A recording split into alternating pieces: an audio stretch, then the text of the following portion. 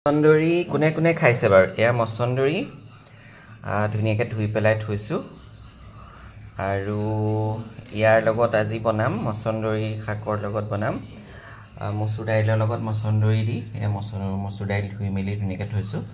তাৰ পিছত ইয়া ঔটেঙা দিম এইটা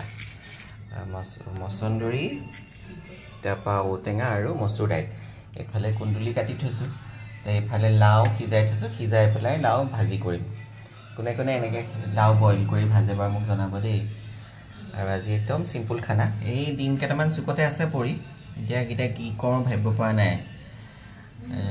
কিবা এটা বনাবলৈ লাগিব সকে ডিম কিটা সাইডতে আছে যেতিয়া ইয়া হলো এতিয়া মছন্দৰী এতিয়া কুকাৰ তেনেকৈ একে দি দিম ডাঙৰ ডাঙৰকে দিছো কাটি পেলাই দিয়া নাই এনেকে দি দিছো এনেকে দি দিছো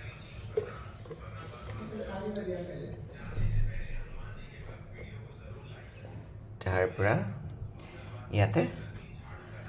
আমি মসুৰ দাইলখিনি দিম আমি এয়া মসুৰ দাইল দি দিম এনেকৈ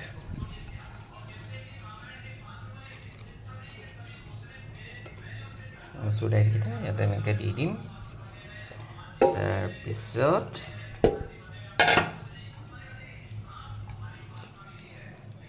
আৰু ইয়াতে এই ঔটেঙা কিডখৰো ইয়াতে এনেকৈ দি দিম এয়া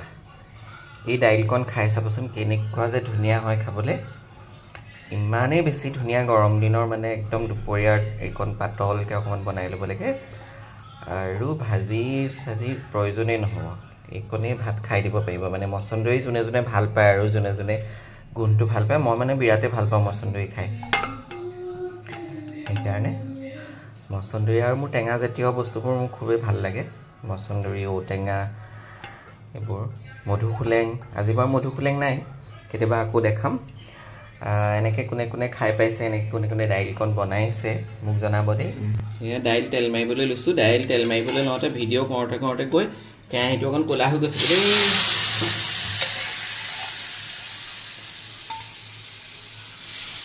কেৰাহী ৰং হৈ গ'লগৈ ভিডিঅ' বনাওঁতে এয়া মছন্দৰী মসুৰ দাইল তাৰপিছতে ঔটেঙা দিয়া দাইল অকল শুকান জলকীয়া আৰু পাঁচফোৰণ দি তেল মাৰিছোঁ কি ধুনীয়া হৈছে তৰকাৰীখন দেখিছেনে এইখন তৰকাৰী আৰু গৰম দিনত একদম মুখা মুখা কৰি আছে কোনে কোনে খাই ভাল পায় জনাব এয়া কে তেল মাৰিলোঁ সম্ভাৰ দি দিলোঁ শুকান জলকীয়া দি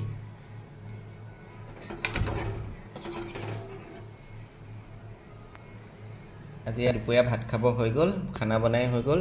এফালে কুন্দুলি ভাজি বনালোঁ এফালে লাও সয়াবিন বনালোঁ